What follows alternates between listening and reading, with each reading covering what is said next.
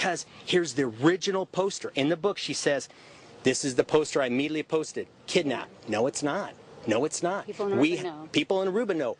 We have the original poster that just says, Natalie, call Big Hootie's on the island. Call Big Hootie on the island. We have to talk. Nobody in America knows that. We have it. And who doesn't go to the police? Who doesn't go? You're going to get off the plane. You've called the Washington Embassy. You've driven 120 miles an hour. Your daughter has been kidnapped. You know for a fact she is. You had the signs before. And then all of a sudden, you get off that thing and you write on your document. Do you know what you write? The reason you're here? What would you write? My daughter kidnapped in Aruba? When you write that? She wrote vacation. Who does that? We have that. We have everything to back up what we're saying. This is not hearsay. We do nothing on hearsay. We have everything. We've been involved. This is our 4th time we've been here. We have spent money we don't have. We took a loan out to come here again. Because the truth, when do you stop standing up for somebody? And we know for a fact, those families and those boys, we know for a fact Aruba opened their hearts to her. We know that. We know that. We know they shut the island. They have done everything they could. She has lied from the beginning. She's a movie star. She's an icon. We feel bad for her because it's a snowball that has started. Her best friend, I have a recording, her best friend says, I know about the sexual abuse between Jugs. What best friend would say that unless it was true? And it's Carol Standifer. And is there any indication who's the father of the child that she's pregnant for? Yeah. Yeah. Yeah. And we don't want to say right now. Yeah, we have so much more. This is just, send this all over. But she's sitting on Oprah today, just she's like sitting Oprah on was Oprah, and we're before by James Fry. Yeah. It's the same thing. That book is a joke. That book is a joke. Her timeline, if you read the book and the timeline, we have the timeline. And Beth's scared we're going to say this. It's just not fair anymore. We've contacted FBI, police, everybody. Nobody's listened. Nobody, because she's a movie Nobody star. wants to listen because the grieving mother, but she hasn't been grieving. She's not been grieving. And you can see in that book, no mother acts like, what friend, let's just use common sense logic, okay? Just logic. You're driving 120 miles an hour.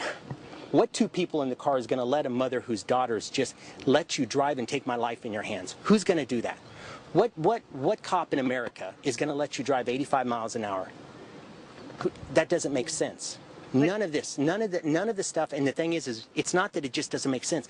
We have everything that doesn't make sense. Yeah. From tape recordings to documents to letters from her to us, from phone calls. We have everything. We're the only 2 people in America, and nobody knows of us because we've kept it all private for years. But I think that the whole world by now would like to know what happened to Natalee. Do you know anything about that, exactly what happened to her? Yeah, we do. Yeah, we do. Can you tell that? Ken? If you want to bring out the truth, Ken? well, okay. People, what happened was she had made plans that week. Okay. She knew her mom and dad was coming in the island. We set in the Aruba Today back in 06. Kevin was there, and we took the police out to this spot.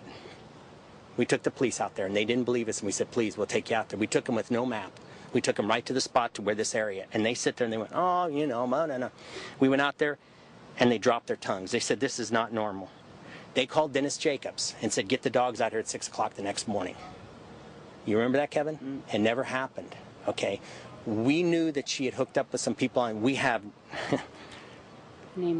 names of everybody that nobody would have humanly possible have known these names and street names who she was with. And she overdosed. Remember, Dom Peg said something and that she probably overdosed or whatever and died? Yeah, she did.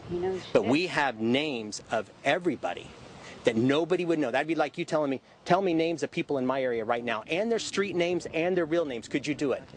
And no, you couldn't do it. We sit there with Minister Cruz, Rudy Cruz. We sit there with Minister Breeson. A year ago to this date, they were blown away. We even took Edward Cruz on something. He was blown away, brought tears to his eyes. Nobody would ever know these names, and they are still here on the island. So she was no part of a drug deal, drug transport, drug whatever? None. She wanted to run away? She didn't want to go home to the abuse. How this rings true to us, we both went through this at 18 years old, the exact same situation. That's why this is so unreal, because we both lived it. We both lived the exact same thing. But so she did stay with Joran on the beach at that moment, and then after that, he left her. What? After that, he left her. What?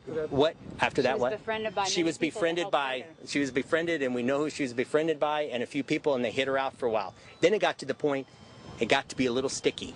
Then it got to the point, what guy would not take in an 18-year-old blonde down in the St. Nicholas area, get her away from here, would help her get out of the thing. It got to be sticky. All of a sudden, she's all over the news. Then it got to be pretty bad.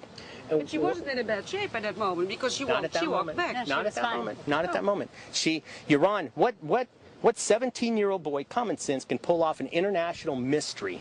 17 years old and sit in the morning to have exams the following morning. Tell me what 17-year-old boy, and they have interrogated him. We were with Anita the other night. She came over. We visited. We're good friends with Paul and Anita. And how we met them was a fluke. We came the first time in '05, sitting out having coffee, and they walked right across our path, and I jumped up and I put my hand on his heart and I says, I know your son didn't do it. Paul started crying. Anita started crying. And we said, we know he did not do it. And that was in '05. And we have come in '05, '06, '07, and now '08. But have you any idea why Beth lied? Why didn't she? Why what? Why Beth She didn't lied? want the secret out of She didn't want the family secret out. Who wants the family secret out? You have to. Well, she thought Natalee would come back. She thought She's done it Yaron. before. She thought Yaron was. Remember, Yaron said something that was very, very important. And Beth. Needed Yaron then. Well, yeah, exactly as an alibi. See, here's the Thought he thing. was hiding her. Yeah, because Yaron said something in the tape on an interview. Ron told Greta, I believe it was. I don't know. Yeah, Greta, whoever. But she said Beth was like a Hitler-like mom. Mm-hmm. This is not the first time Natalee has left home, and we come to find out it's not. Why hasn't anybody interviewed the pilot who flew over here? Why